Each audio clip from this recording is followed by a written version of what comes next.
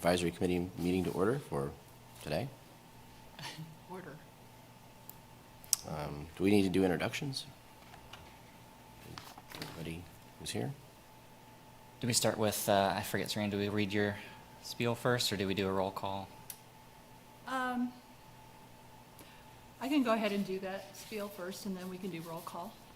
Yeah, let's do that. Okay. Well, thank you, Lance.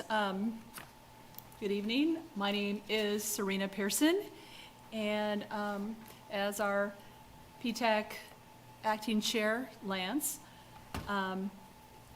we will be facilitating the Zoom portion of this meeting. So with me here is Adam Weigel, Transit and Parking Manager, and he will work alongside Lance to facilitate the meeting proceedings.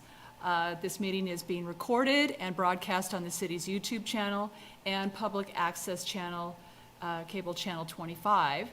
I just want to provide a few reminders to ensure the provisions of the Kansas Open Meeting Act are met. Committee members, you must state your name and title each time you speak. All motions will need to be stated clearly after a motion is made and seconded. I will call on committee members to individually provide their vote. The chair will then need to announce whether the motion carried and the count of the vote. Members of the public are allowed to speak to regular agenda items. General public comment will be received in person or in written form at the beginning of the meeting. Individuals who signed up in advance to provide public comment remotely will be called upon by name. When you are called on, please unmute your listening device and state your name before speaking. The chair will then call for in-person public comment for those without access to technology options. Staff present will direct you to the podium to speak following social distancing and safety protocols. During the meeting, please mute yourself by clicking on the microphone icon found on the lower left-hand side of the Zoom menu next to the video icon. When you are muted, a red line will appear over the icon. Muting your microphone during the meeting will make it easier for everyone to hear. You'll just have to remember to unmute if and when you want to speak. In some cases, I may mute or unmute people as needed. Each time you speak, please remember to state your name and title for the benefit of those listening remotely. In the menu, you can also turn your camera on or off by clicking the video icon. For purposes of this public meeting, please keep your video on during the meeting. If you are participating by phone, you can click *6 to unmute your phone. For those using Zoom, somewhere on your screen you will see a choice to toggle between speaker and gallery view. Speaker view shows the active speaker, gallery view tiles all the meeting participants.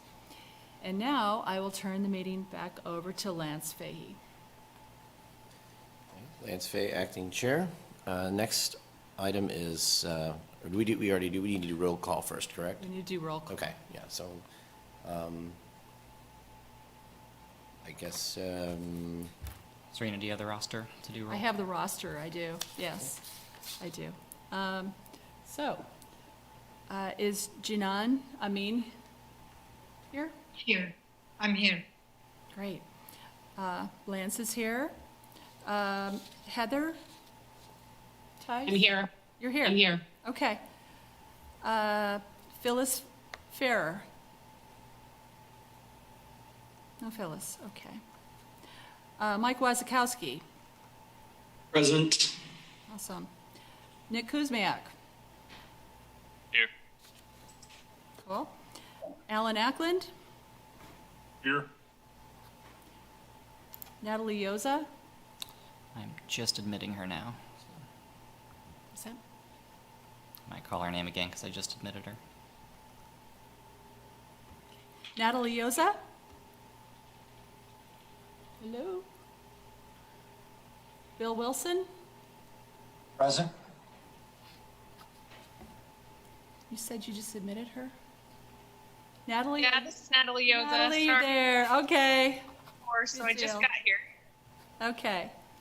And so Phyllis is the only one that I see that is not here. So I'm Serena Pearson with Lawrence Transit, and Adam Weigel is here. Anyone, any other staff members? I think we're all right to move on to our next agenda item. Okay. Lance Fay, Vice Chair, PTAC. The next item is public comment. Do we have any public comment that has been submitted? Did not receive any public comment, and there's no one here in the commission room.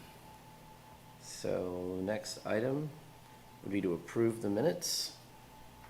This is an action item, so are there any amendments that needed to be made to the minutes from the last meeting?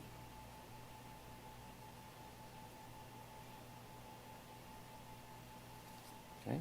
If there's no need to do that, then I guess we need to vote to approve the minutes. Do I have a motion for approval of the minutes? This is Mike Wazakowski, PTAC member. I so move to approve the minutes. Okay. And a second? Nick Kuzmiak, PTAC member. I second that motion. Okay. So, Okay. there we go. Serena Pearson, Lawrence Transit. I'm just going to go through the names just to get a vote on that. So, Jinan Amin, Aye. Lance Fahey, I approve. Heather, Aye. Phyllis is not here yet. Okay. Mike Wazakowski, Aye. Nick Kuzmiak, Aye. Alan Ackland, Aye. Natalie Oza, Aye. Bill Wilson. Aye. Okay, that's everyone. So the That's motion is 8 approved. 8. out of, we have one absent.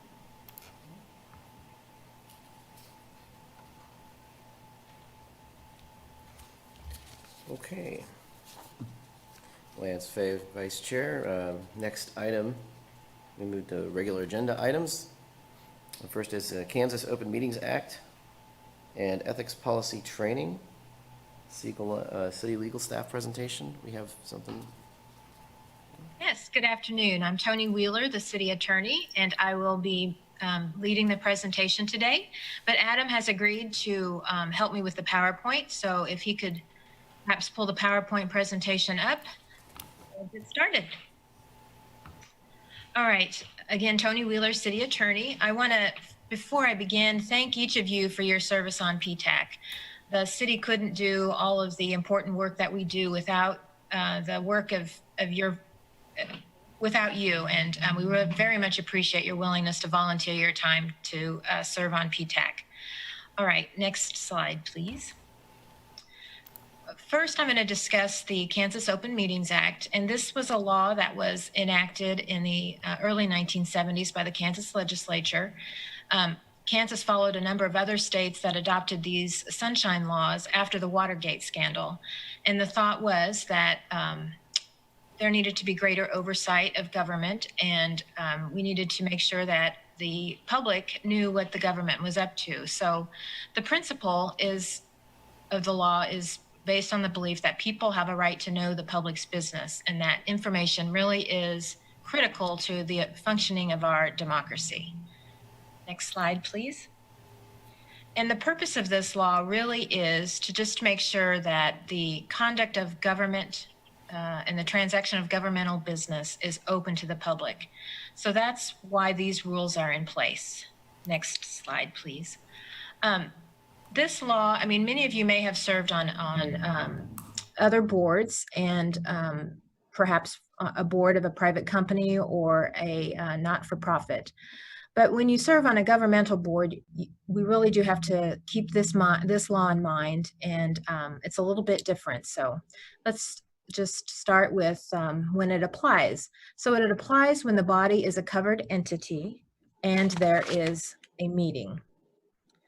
So we're going to go next and discuss which bodies it applies to. It applies to legislative and administrative bodies, state agencies, and political and taxing subdivisions, and that includes city advisory boards that receive or expend public funds. So that would apply to PTAC. Next meeting, please, or next slide. Now we're going to discuss what is a meeting under the law. For there to be a meeting and for this law to apply, these three elements have to be present. There has to be a gathering of a majority of the members of the body. There has to be an interactive communication that can be in person or by telephone or some other communication medium. And there has to be a discussion of the business or affairs of the body. We'll go into those in a little bit more detail. If we have the next slide, please. So what is a majority of the membership? For this board, there are 9 members. So the magic number for the purposes of KOMA is 5. So when 5 members of the PTAC are together or communicating, that's kind of a red flag to pause and think, all right, does the Open Meetings Act apply to this situation, and do we have to follow its requirements? So it's a majority of the membership of the body. Okay, next slide. The next element is an interactive communication. So this obviously applies when you're in the physical presence of one another and communicating.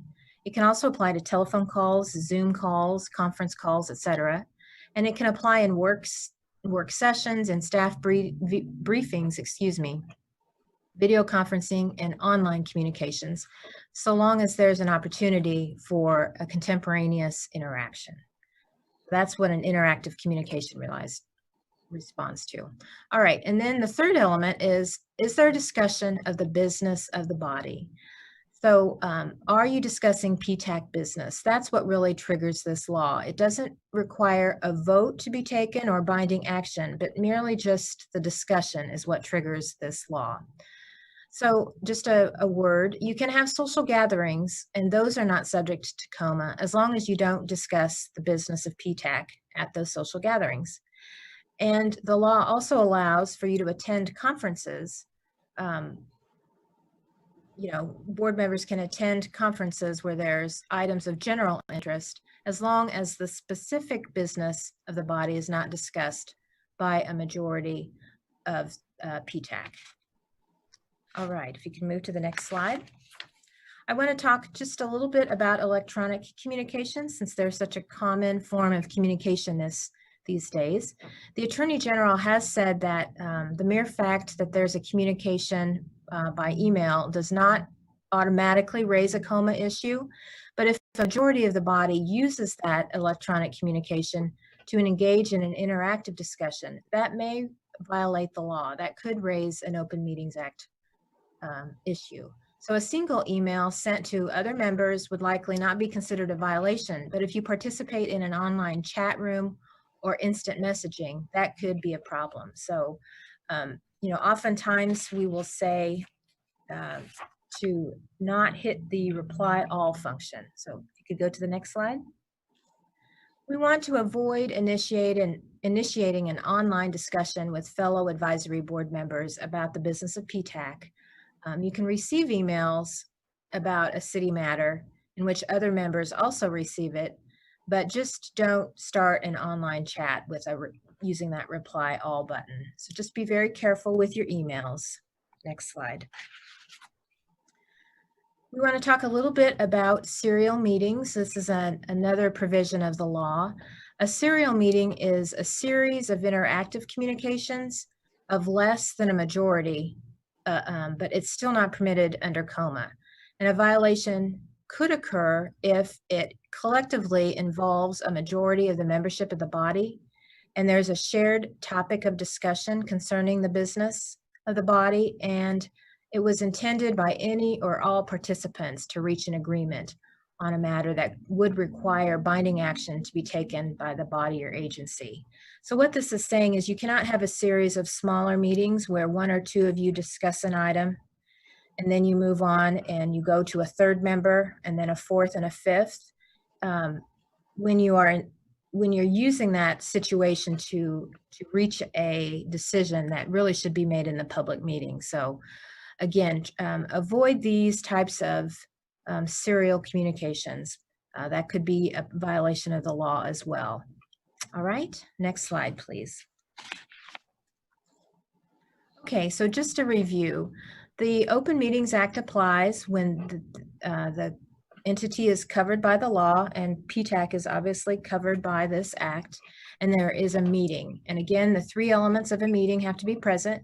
There has to be a majority of the membership of the body, or 5 members. There has to be an interactive communication, and there has to be a discussion of the business of the body. Next slide. So if we have all of those elements, the law requires certain things to occur. The meetings have to be open to the public, and proper notice has to be given. Next slide, please. So what does that mean, meetings open to the public? They have to be held in places that are accessible to the general public, and they have to be conducted so that the public can observe or listen to the proceedings. So obviously today we're doing this meeting virtually, and we are not all in the same room together, but we are conducting business. But we have ensured that the public has a right to know by making this available on the city's YouTube channel. And then for those people that don't have technology, City Hall is open so that people can come in and observe the discussions. So the meetings have to be open to the public. They can't be held in a room that's so small that it can't accommodate the public, those sorts of things. We couldn't have a meeting in a private place or in a private club that only admits members. It has to be open to the public. All right, next slide, please. All right, what does notice entail? So notice of the date, time, and place of any regular or special meeting has to be given to any person that requests such notice. Now, the law doesn't require that notice be given with any particular time frame. It just has to be reasonable. So, for instance, if there was a natural disaster or tornado or something, and PTAC had to meet quickly in order to, assess the transit system or decide, how it was going to deploy the resources in that time of emergency, you could hold a meeting with just a couple hours notice if necessary. So there's no requirement that notice has to be given 48 hours in advance or a week in advance. It just has to be reasonable in the circumstances. Obviously, we'd like to give the public as much notice as we can. So I know that Adam, pays special attention to make sure that your meetings are scheduled and notice is given within a reasonable amount of time. And then notice has to be requested before a body is required to provide it, right? So if a citizen wants to be informed of your meetings, they have to first let us know that they're interested in receiving notice. Okay, next slide, please. All right. The Open Meetings Act doesn't require that an agenda be created, but if one is created, obviously you should put the topics on it that are planned for discussion. Agendas can be amended, and they can be amended during the course of the meeting if something comes up that you need to address. And then obviously if an agenda exists, you should make copies available to those who request them. Next slide. The law does provide an opportunity for there to be executive sessions, and executive sessions are closed meetings to the public, but they are only permitted in very limited circumstances when a particular privacy interest has been recognized by the legislature as warranting a closed session. I would just note that city advisory boards should not have an executive session without consulting our office to make sure that we are in compliance with the law. And then the law does require that certain procedures be followed to make sure that you recess into executive session correctly. So I'm sure that Adam, if there was ever a need for an executive session, he would consult with our office to make sure that it was done appropriately. All right, next slide. Okay, so I just wanted to highlight some of the ramifications for violating the Open Meetings Act. It is the Attorney General or the District Attorney that is charged with investigating potential KOMA violations. The Kansas Attorney General has stated that his office really seeks compliance with the Act first and foremost, and his office wants to assure that future violations do not occur. They often may require the body to receive additional KOMA training if there is a violation. The AG does determine by a preponderance of the evidence KOMA violations, and if violations are found, the Attorney General can enter into a consent order with the public agencies and may apply to the district court to enforce the consent order. Next slide, please. Just a few words on the consent order. It could pose civil penalties based on the violation. It could require additional training, and the district court could impose court costs, investigative fees, etc. So, and there could be a provision where the action, whatever meeting was, or whatever decision was decided at a meeting that occurred in violation of the act, that could be invalidated. And it could result in removal from office of persons that violate the law. So there are some serious consequences. Next slide, please. All right, well, that concludes the overview of the Kansas Open Meetings Act. Now I'm going to shift to the city's ethics policy, or our resolution 7269. This resolution was adopted by the City Commission in November of 2018, and it went into effect on July 1 of 2019. And I'll just go over sort of the highlights of it. Next slide, please.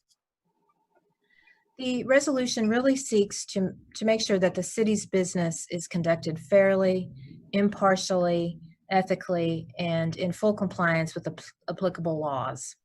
That's the goal of the resolution. Next slide, please. Under this resolution, it applies to to the elected officials, the City Commission, to city advisory boards, and to city employees. And it prohibits soliciting, accepting, or collecting any fee, gift, or valuable thing from any person, organization, corporation, or other entity directly involved in doing business with the city. It is okay to accept de minimis items, such as a mug, a hat, a pen, or books, but generally accepting gifts is prohibited. If you should have a question about what, if something is appropriate, just seek out Adam's guidance, and we'll try to provide some guidance to you. It also prohibits using information as an elected official, an appointed official, or an employee that will advance your personal, financial, or private interests. And then it also prohibits a person from representing a third party before any city board, commission, or body upon which you currently serve. Next slide, please. Under this resolution, no elected official, advisory board member, or city employee obviously can appropriate city-owned property for personal use. It's provided for us to do the public's business. We also can't hold oneself out as acting on behalf of the city without having such authority to do so. And I apologize for the typo there. When one is not actually acting within the scope of his or her office. Again, violations of this city policy can result in removal from office as well. So that's just an overview of the Open Meetings Act and of our ethics policy. I believe the ethics policy was provided to each of you upon your appointment to the advisory board. It's also available on the city's website. If you have questions, you may contact Adam, or you may contact our office, and we provide our number there. I'd be happy to stand for any questions. But with that, my presentation is For complete. yourself? Trying to see if we have enough fridge space for me to go shopping later today. Yeah. Putting off grocery shopping way too much.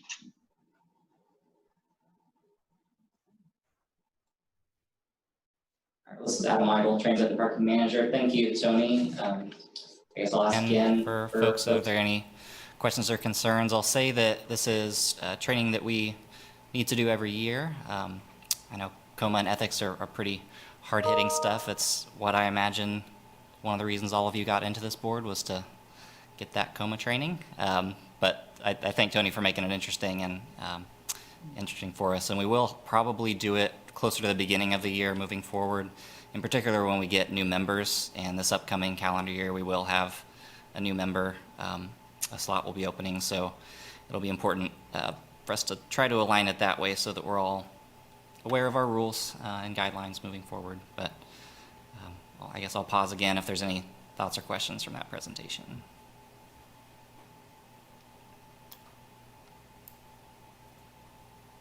Okay, well, I really appreciate it, Tony. Thank you. Welcome. Thank you, everyone. Okay. Lance Fay, Vice Chair. Next agenda item, Route Design 1 project, KU student team introduction. And this is Adam Weigel, Transit and Parking Manager. So I believe we have a couple members of the KU Urban Planning student group, which will be helping guide our route redesign study that is occurring this fall. You all might have seen that we have a survey out for that study that went out on the 4th, on September 4th, and it'll be out till October 4th. That's one of the first steps for this portion of the project, but I had invited Joel Mendez, who you've all talked to before, to come by and introduce at least a couple members of that project team so that we could have some familiarity with them. So at this point, I'll turn it over to Joel. Awesome. Hello, everyone. So I am the faculty member, again, leading this public transit course, which is, assisting the city in the route redesign efforts. Two of my students, I believe, are here today in the meeting, Connor Mountford and Logan Strasburger. Connor is they both are graduate students in urban planning and public administration.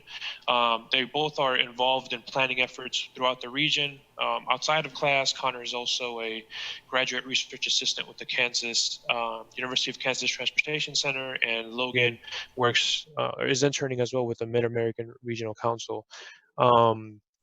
So they're here today. We're really kicking off our efforts, hitting another gear next week when it comes to this project. We've been recently placing considerable attention on the evaluation of pedestrian spaces, and we're transitioning into more of the transit nuts and bolts that are going to help us, produce the deliverables that the committee and the city is seeking. I don't know if Connor or Logan, you just want to introduce yourselves, and I don't know if there's any questions after the fact. Hello everybody. I'm Connor Mountford. Thank you for the introduction, Joel.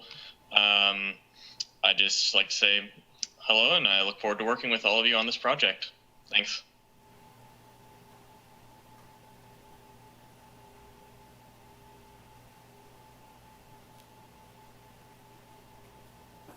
All right, I think that might be it. I don't know, Adam, if there's anything else we need to touch on or open it to questions or...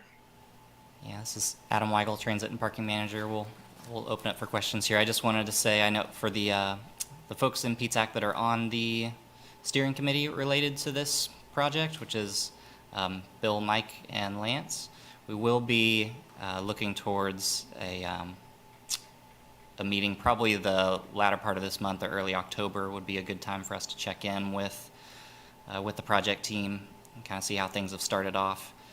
So I have not scheduled that yet, but I guess have that on your radar on the horizon. And with that, I'll open it back up if there's questions of either me or Joel.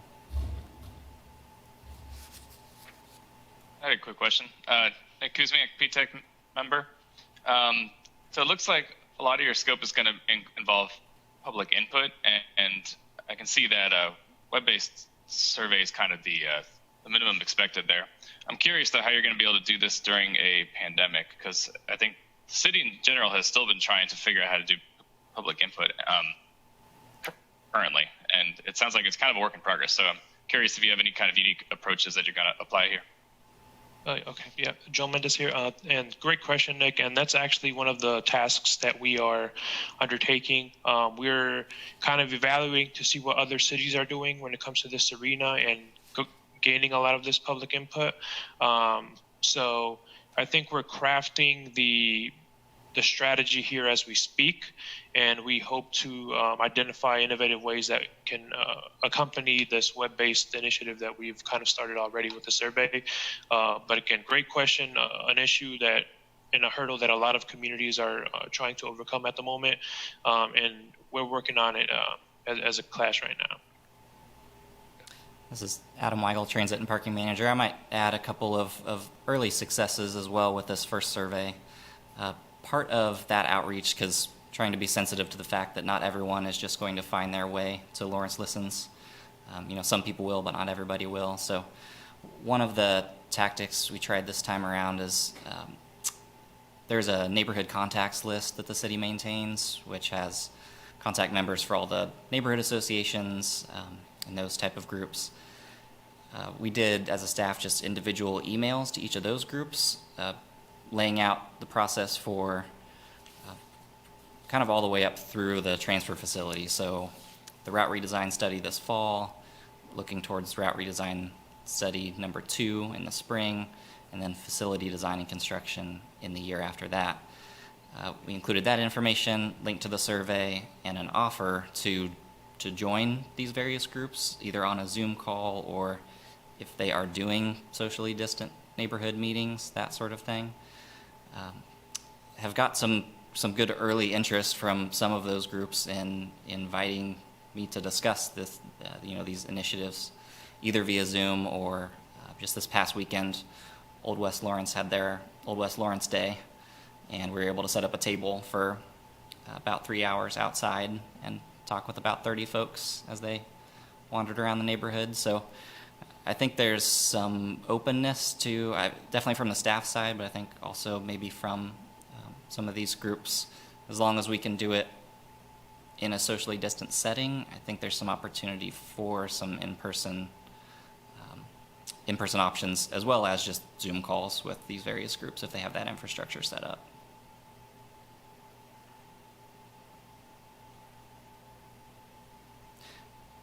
Sorry, Adam Weigel, Transit and Parking Manager. I'll also mention that, a lot of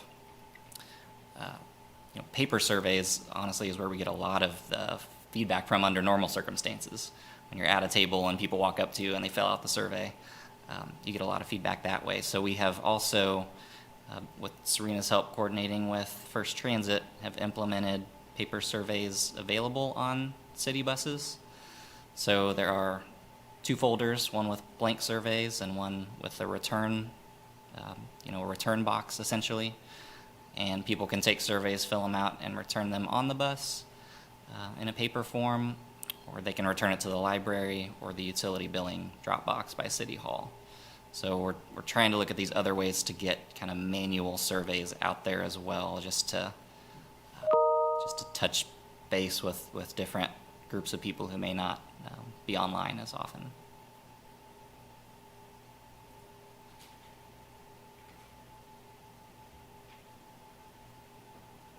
This is Jilan, PTAC member. How many people responded to the online survey so far? So I checked this morning. It's taken quite a bump this morning because KU got out through their distribution system as well, an email that hit a lot of students.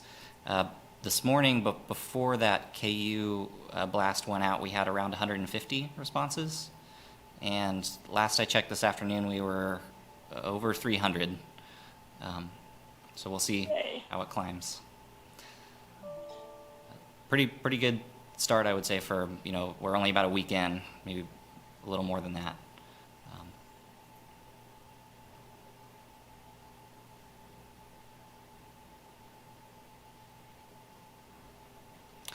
Adam Weigel, Transit and Parking Manager. I'm sorry, I keep thinking of different things here.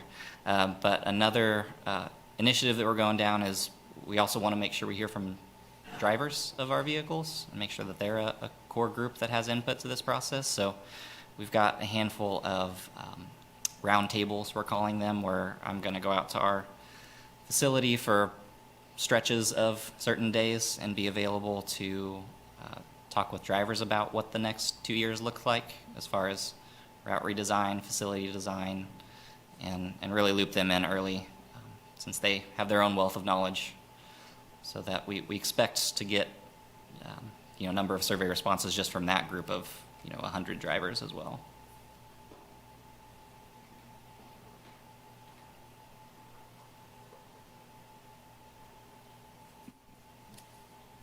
I have a question with regards to the redesign. Does it include, this is Jinan PTAC, sorry. Does it include locating the bus stops as well, or just like redesigning the routes, the lines? This is Adam Weigel, Transit and Parking Manager. That's a good question. I hadn't thought much about the, specifically talking about bus stops through the process, but that is probably a valuable thing to evaluate if there are certain locations where that's an issue, where our spacing is off, or where we don't, we maybe aren't able to get close enough to an intersection that we'd like to. I think it makes sense for that to be part of the route redesign discussion. I would say it's unlikely we'll get to that level of detail this fall, but perhaps next spring. I could see us getting into that type of detail.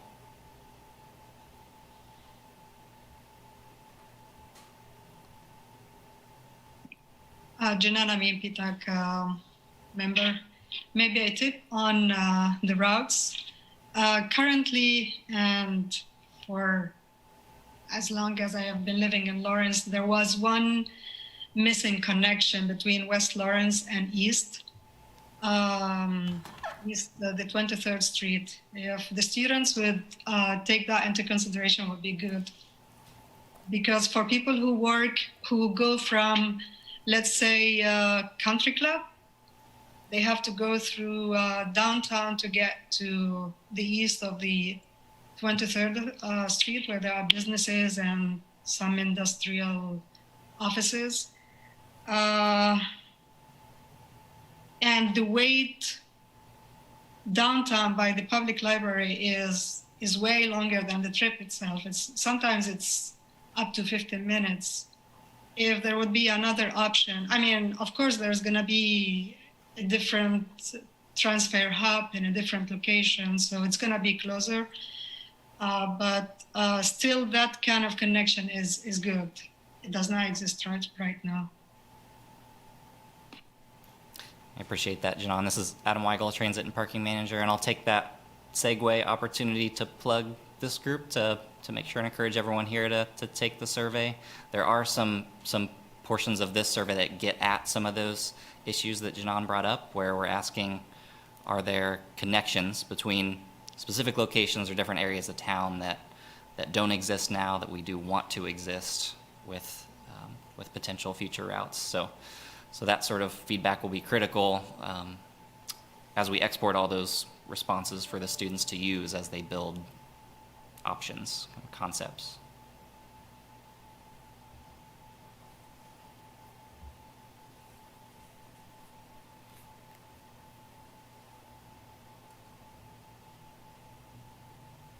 I have another thought on how to make the transfer or the commute on the bus efficient. Divide the trips between, or the destinations to destinations of interest and destinations of need, and prioritize the second, destinations of need.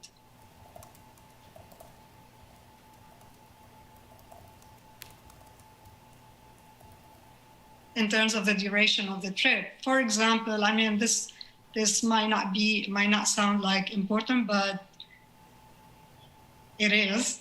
If you're someone who's fully dependent on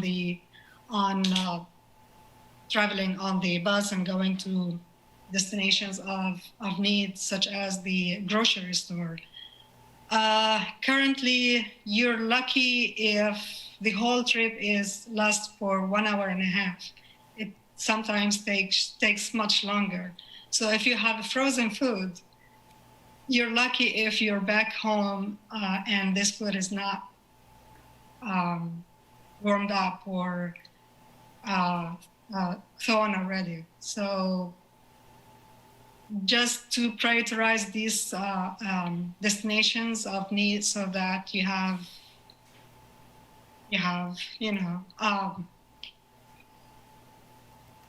your trip going successfully and in a reasonable amount of time.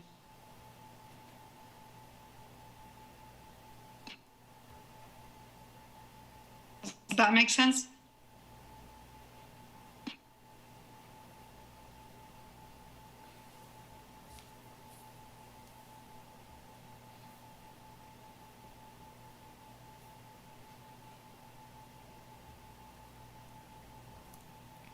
All right, this is Adam Weigel, Transit and Parking Manager. Any other thoughts at this time? I would anticipate we'll coordinate the ability for Joel and perhaps students to come back, throughout this process at the next couple of PTAC meetings before the semester ends to provide some updates, and we'll kind of check in and see how things are going as a larger group, not only the steering committee or the subcommittee that we've created out of PTAC. So I would imagine our next couple of months will be some tangible products coming out of this group.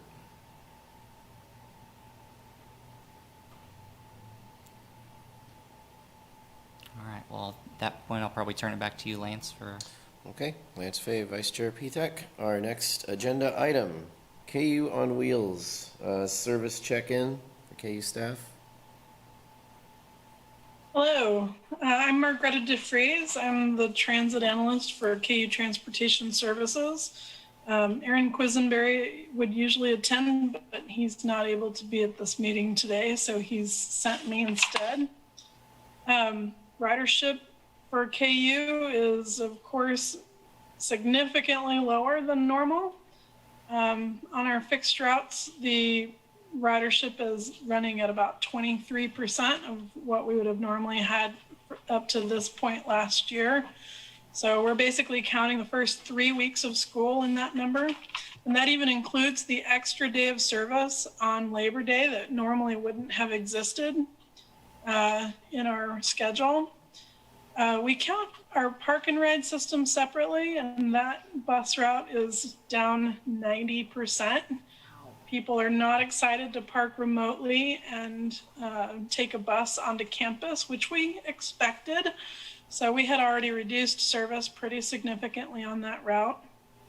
And I don't actually have parking permit numbers, but I can tell you that most of the parking lots that students park in are pretty open. So we don't really need park and ride this year. Our Safe Ride program is also down significantly at running about 22% of our regular ridership, which is right in line with the reduction in our fixed route service. And then we have special event services. We do some charters for departments and special events for the university, like football games.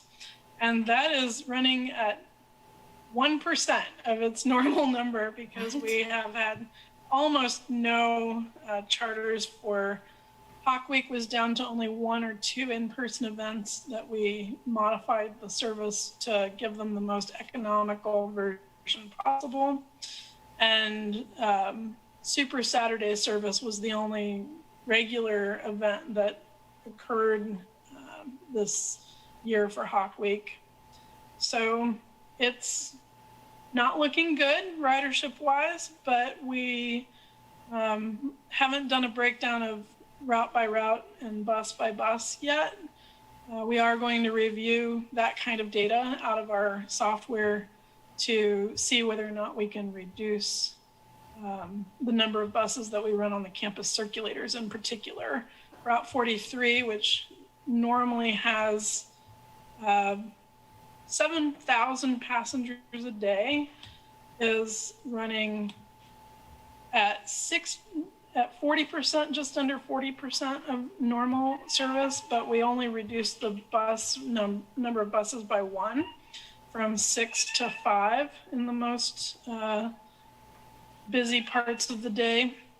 And so we'll be taking a really close look at that to see whether or not we can further reduce the number of buses that we're running. That's a pretty good summary. Adam, was there anything else that you wanted us to cover? This is Adam Weigel, Transit and Parking Manager. I'll let PTAC members step in here if there's something else we want to talk about, but I think there's probably some interest just generally with COVID and students riding buses and any issues we've noticed, or people generally wearing masks, that sort of thing. Any early lessons? I think I'm going to let Ginger Dahl from First Transit answer that question, because I'm, like many of you, working from home, so I haven't really observed what's happening on the buses personally, and Ginger might have a better answer for that question right off the top of her head. Dahl, First Transit Manager. We have not had any issues with mask requirements or anybody wanting or protesting or not wanting to wear them. This is a normal for them to be on class with a mask or be on campus. And the students are policing themselves and policing each other. So on campus, we're not having any problem. The only little bit of opportunity that we have had is the routes that actually travel off campus. And so there was well, do I have to wear it if I'm, off campus? And so we've had a little bit of discussion, but since we're providing masks on board if somebody needs it, it has not been a problem. Thanks, Ginger. This is Adam Weigel, Transit and Parking Manager. That, to my understanding, was generally what PTAC members had suggested we talk about in regards to the early KU service, but I'm interested if others have thoughts or questions, other things we should touch on.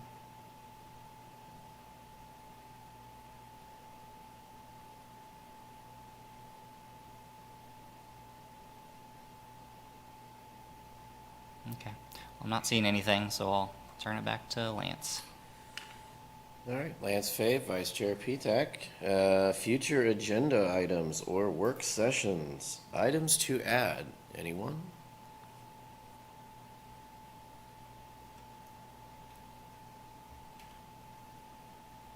This is Janan PTAC.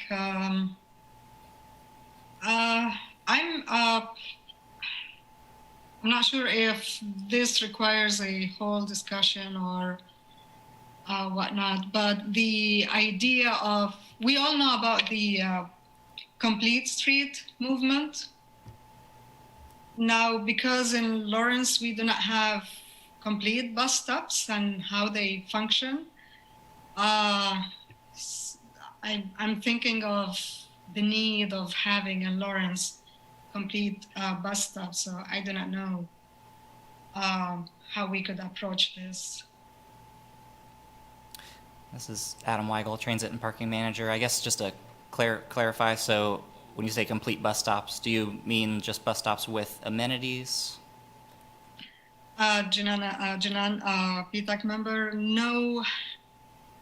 In terms of security, crossing the street, for instance, the few bus stops have, or pedestrians have pedestrian crossings. So you reach a bus stop, you want to cross to the other side of the street, and you do not have that crossing sign. So motorists do not necessarily stop for you. So I'm thinking it's good wherever we have a bus stop, maybe not only where there are bus stops, but at least there have a pedestrian crossing so that transit users are able to cross the street safely.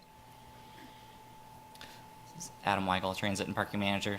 Thank you, that helps. So I think I'll speak to a couple of things about that. I know prior, I believe, Janan, you had shared a couple locations with me in particular where there were challenges with crossings as they relate to bus stops, and I think that's one way we probably should handle it, is if there's specific challenges with specific bus stops, we can take that on as staff and try to work with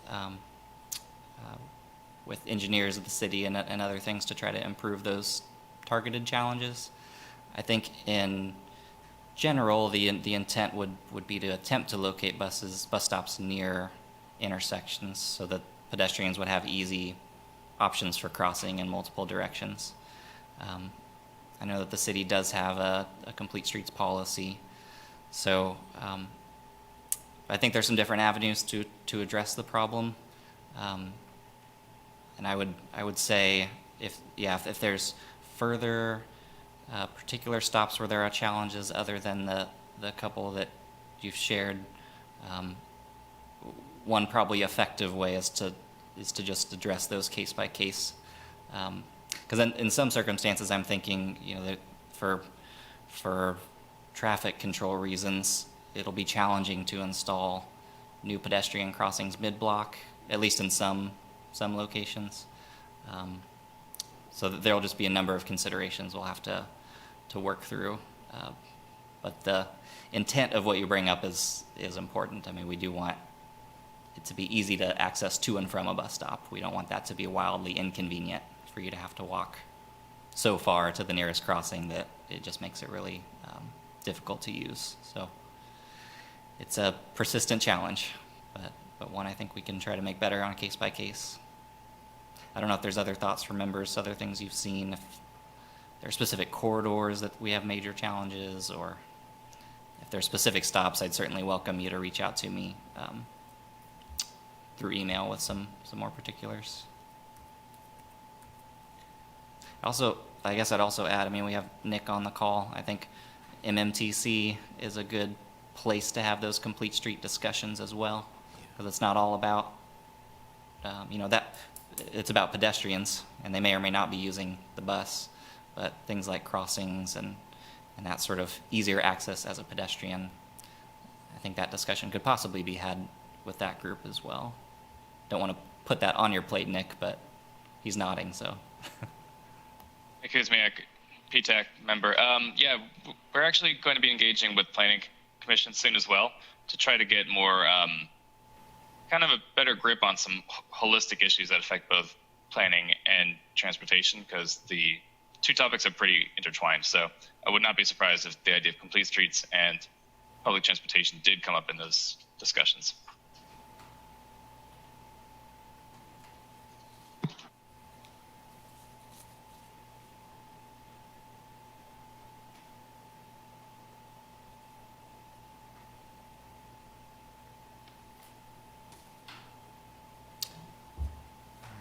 Probably ready for the next one. Good for the next. All right, Lance Fay, Vice Chair. Any other items?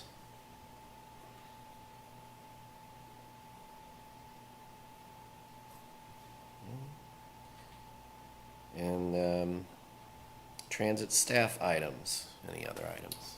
This is Adam Weigel, Transit and Parking Manager. I do have a couple things to share with you all. So we have Phase 1 bus stop improvements are about to get going. So these are 7 sites throughout town that we are improving. Timeline of completion of those is to have concrete in the ground by middle of October 16th, and amenities to follow shortly after that. So I'm trying to think, I can't remember if this exists in a prior meeting or not, but we have 2 sites that are catty corner at 11th and Delaware. Those sites are part of a National Arts grant that was actually part of the 9th Street corridor project. But there will be an artist helping us install custom wooden benches at those locations. We'll also be putting bike racks there. There will be a shelter out at 25th and Franklin, so out by the community shelter and the jail. There will be a bench and a bike rack near Independence Inc. on Haskell Avenue, south of 19th there. We've got a site at 7th and Locust in North Lawrence. It's getting a bench and a bike rack as well. And then we're adding concrete near an existing stop with a bench in South Park that just doesn't have accessible access to the curb. So we're adding concrete to make that site that already has a bench more accessible. And I think I counted 7 in my head, unless somebody else, if I'm forgetting something. But those 7 sites will be upcoming. We do have 21 other sites that are just starting through engineering design process. That's going to take a few months to go through survey and review and finalize that, but we expect those sites to go in this upcoming spring.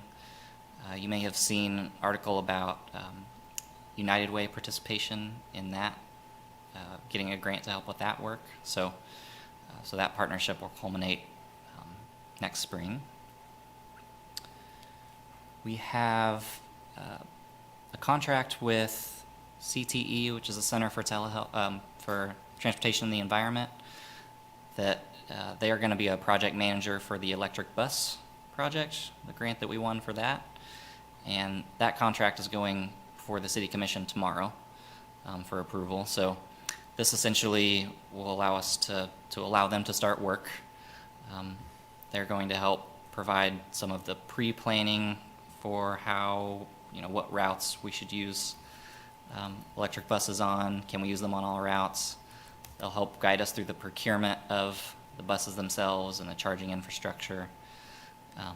So I would expect in October for them to join us at the PTAC meeting to talk about their work and have that be essentially a project kickoff for the electric bus project. This is Mike Laskowski, PTAC member. Do you know how that contract's going to be presented? Like, will it be part of the consent agenda? This is Adam Weigel, Transit and Parking Manager. It is part of the consent agenda. Yes. Thank you. A couple other things. We talked some about the survey, so I won't go into that more, but I will just generally say that there's been a lot of positive feedback from neighborhoods receiving that update and wanting to be involved and be included in that work. And the last thing I'll mention is that we have posted a Transit Planner 2 job this last Friday. So we budgeted that for 2021. The intent being that this position will, they'll do a lot of things, but primarily will help us pursue annual competitive state and federal grant money, as well as help guide and steward the bus stop amenity improvement program. There will be a host of other planning and analysis activities that they'll be able to help with, but it'll take us this next couple months or few months through the end of the year to go through that hiring process, but we'll hopefully have somebody on board in January if things go according to plan. So just a heads up that that's coming down the pipeline as well. And I think that's the end of my list, but I'll stand for questions if there's other thoughts on those items.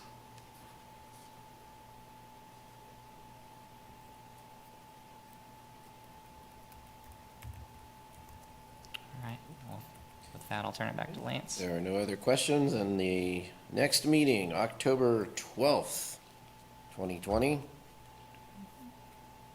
And I guess now we can adjourn the meeting.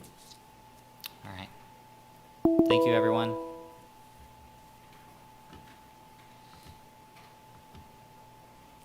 Thank you all.